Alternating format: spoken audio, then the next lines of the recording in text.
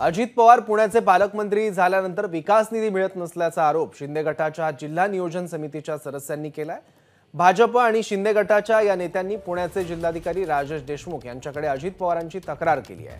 अजित पवारांच्या आधी चंद्रकांत पाटील पुण्याचे पालकमंत्री असताना त्यांनी मंजूर केलेल्या विकास कामांचा निधी अजित पवारांनी अडवून धरल्याचा या सदस्यांनी आरोप केलाय।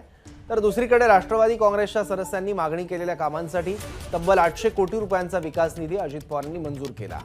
हा 800 कोटी रुपयांचा निधी तात्काळ रद्द करावा, अन्यथा न्यायालयात जाऊ असा इशारा भाजप आणि शिंदे गटाच्या सदस्यांनी दिला आहे।